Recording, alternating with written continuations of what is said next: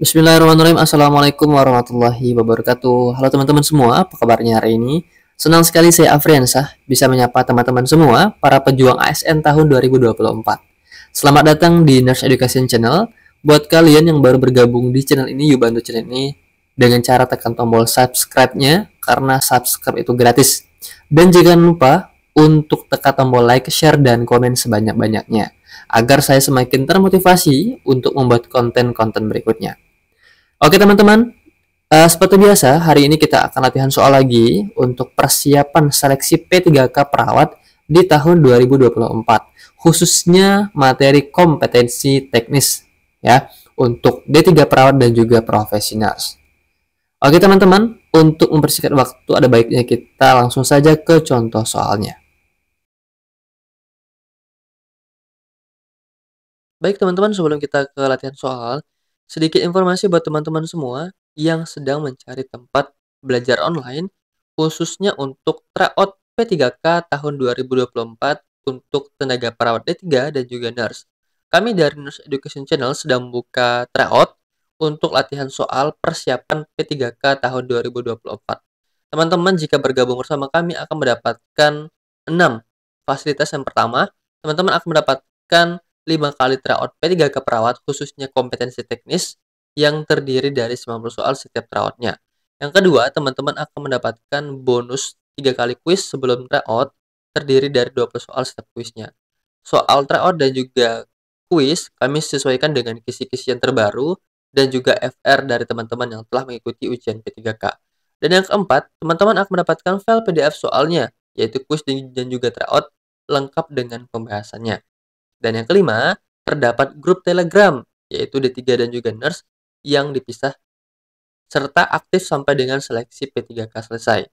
Dan yang terakhir, teman-teman ini bebas akses kapan saja ya untuk paket tryout dan juga kuisnya. Harganya cukup murah teman-teman karena ada promo Merdeka, yaitu hanya Rp100.000. Teman-teman bisa mendapatkan ini semua melalui WA yang tertera pada brosur ini, yaitu di 0896 9637 7751. Total untuk tryout dan juga kuis, teman-teman mendapatkan 510 soal. Oke, sekarang juga daftar sebelum terlambat. Oke, sekarang kita lanjut ke pembahasan soal. Baik teman-teman, kita ke soal yang pertama. Batita perempuan berusia 2 tahun dibawa orang tua ke puskesmas dengan keluhan batuk dan sulit bernafas. Hasil pengkajian didapatkan pergerakan dada simetris, tidak ada retraksi dinding dada, dan tidak muncul suara nafas tambahan. Frekuensi nafas 30 kali per menit dan suhu 36,5 derajat Celcius. Apakah data yang perlu dikaji lebih lanjut pada kasus tersebut? A. Rasio inspirasi dan ekspirasi. B. Penggunaan otot nafas. C. Saturasi oksigen. D. Perfusi jaringan. Atau E. Tekanan darah. Baik teman-teman, di soal yang pertama berkaitan dengan data pengkajian keperawatan pada kasus ini. Nah, jika dilihat dari kasusnya, ya, terdapat seorang batita yang berusia 2 tahun, berjenis kelamin perempuan, dengan keluhan batuk dan sulit bernafas, ya. Oleh karena itu, orang tuanya membawa dia ke puskesmas. Nah, dari hasil pengkajian didapatkan pergerakan dadanya ini simetris, tidak ada retraksi dinding dada, dan tidak muncul suara nafas tambahan, ya. Frekuensi nafas 30 kali per menit. Nah, inilah data pengkajian yang didapatkan oleh seorang perawat. Nah, kira-kira data yang perlu dikaji lebih lanjut lagi berkaitan dengan kasus ini apa? Jadi, jika ditelaah dari kasusnya, maka ini berkaitan dengan MTBS pada anak-anak, ya. Nah, sekarang kita lihat penjelasannya, ya. Jadi, teman-teman, jika diketahui anak dengan keluhan batuk dan sulit bernafas atau sesak nafas, ya, maka di dalam buku MTBS didapatkanlah 5 data yang perlu dilengkapi. Yang pertama adalah mengkaji lama keluhan yang dirasakan. Yang kedua, frekuensi nafas dalam 1 menit. Yang ketiga, adanya tarikan dinding nafas. Yang keempat, adakah suara wheezing atau suara tambahan dalam bernafas. Dan yang terakhir adalah nilai saturasi oksigen. Ya, nah jika dilihat dari kasusnya, ya, hal yang sudah dilakukan oleh petugas di sini adalah yang pertama, Frekuensi nafas sudah ada ya, 30 kali per menit, maka ini sudah dilakukan. Yang kedua, adakah tarikan dinding nafas? Di sini tidak ada retraksi dinding dada ya, sudah dilakukan. Adakah wheezing? Tidak muncul suara nafas tambahan. Oke, ini sudah dilakukan juga. Jadi yang belum dilakukan adalah yang kedua ini, ya. Lama keluhan dirasakan dan nilai saturasi oksigen. Nah, sekarang kita lihat optionnya. Kira-kira mengarah ke option yang C, yaitu saturasi oksigen. Nah, inilah data yang perlu dikaji lebih lanjut pada kasus ini. Oke, teman-teman, sekarang kita lanjut ke soal berikutnya.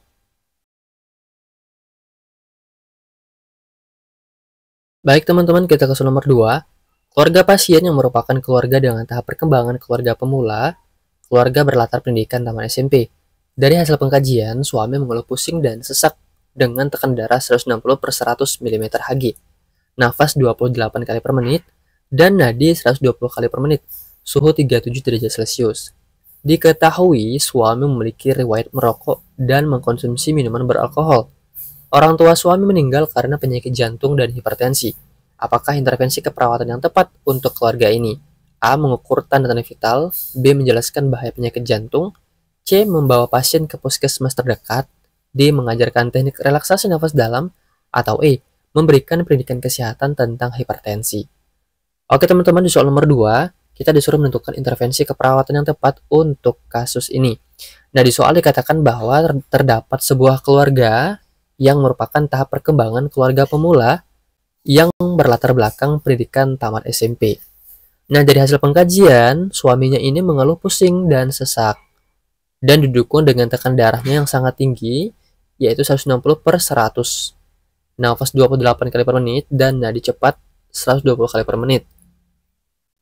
Nah, dari hasil pengkajian juga didapatkan bahwa suaminya ini memiliki kebiasaan atau riwayat merokok dan sering mengkonsumsi minuman yang beralkohol, dan didukung dengan faktor genetik, ya, yaitu orang tuanya si suami meninggal karena penyakit jantung dan hipertensi.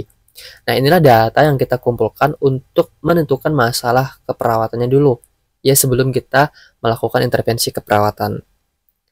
Jadi, teman-teman, di soal ini kita bisa melakukan intervensi keperawatan berupa edukasi atau pendidikan kesehatan, ya, tentang hipertensi.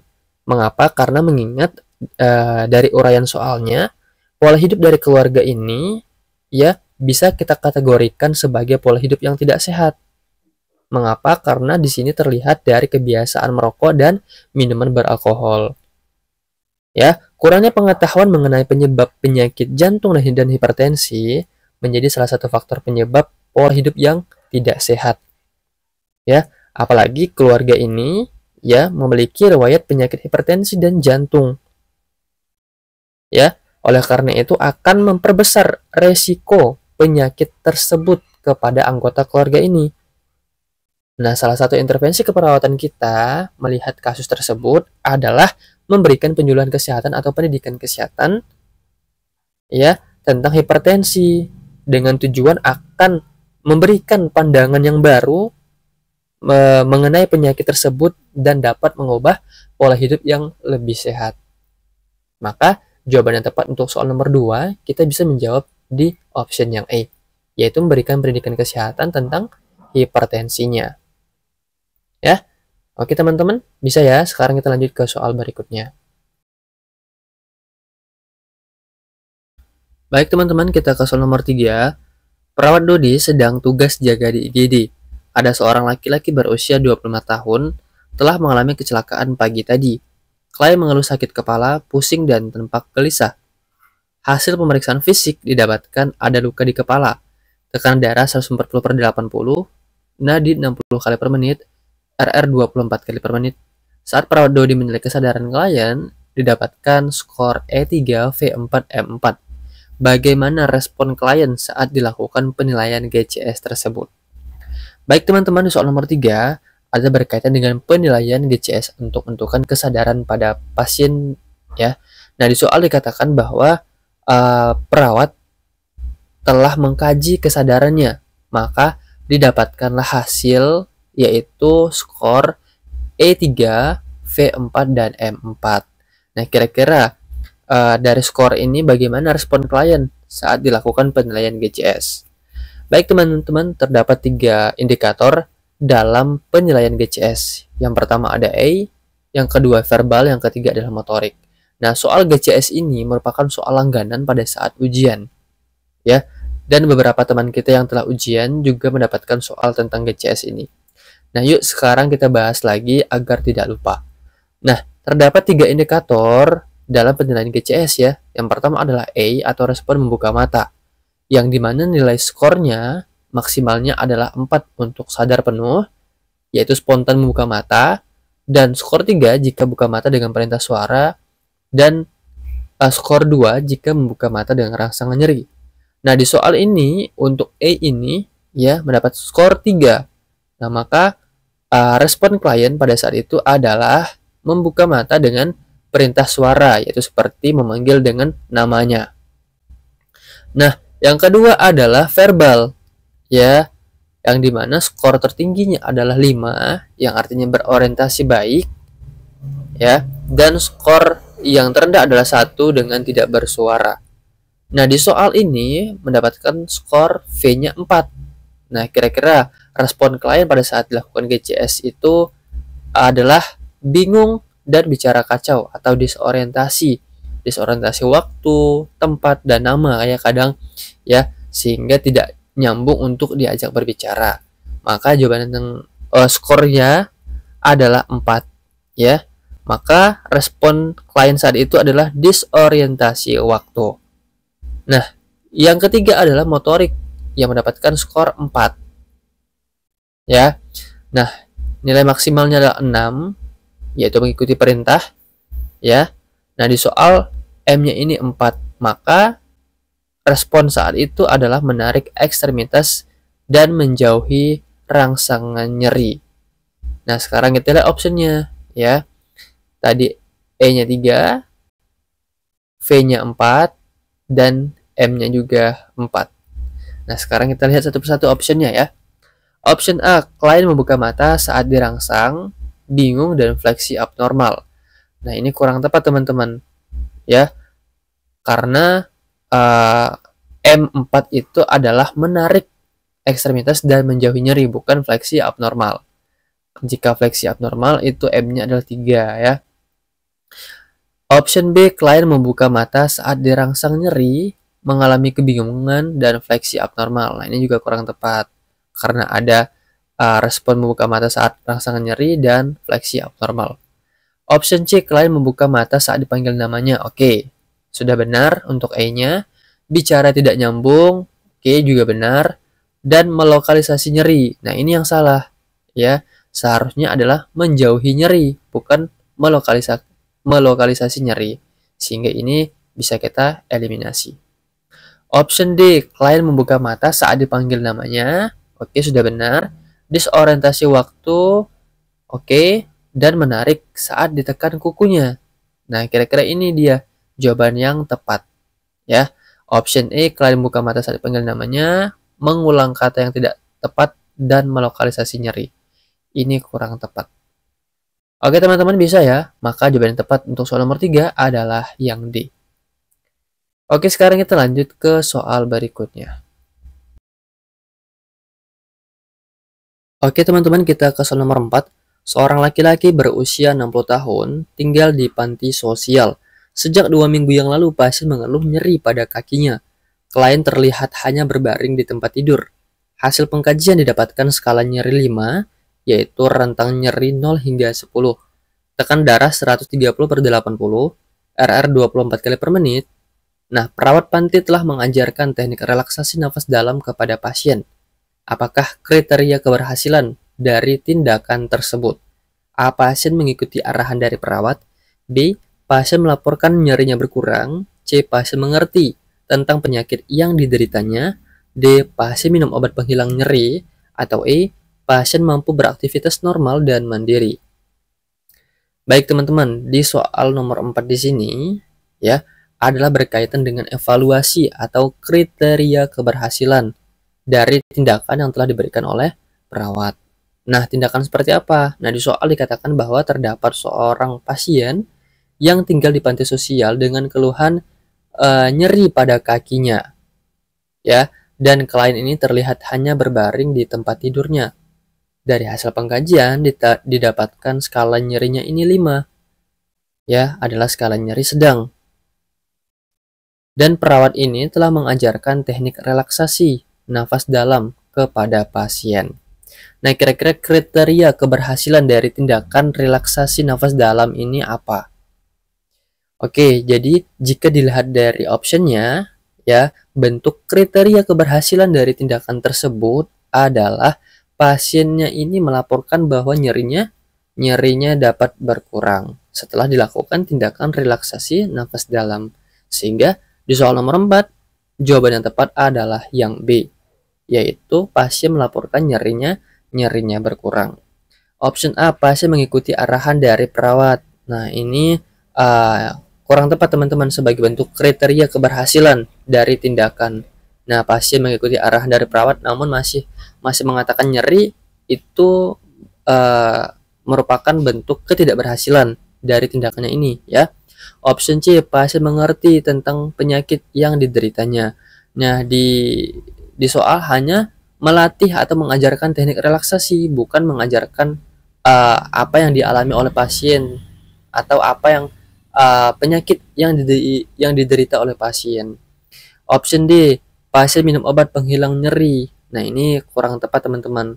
Karena jika pasien minum obat penghilang nyeri, artinya tindakan relaksasi nafas dalam ini tidak berhasil, ya.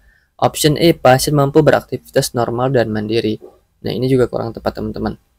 Jadi, yang sangat tepat untuk soal nomor 4 di sini adalah yang B, yaitu pasien melaporkan nyerinya berkurang setelah dilakukan teknik relaksasi nafas dalam. Oke, sekarang kita lanjut ke soal berikutnya.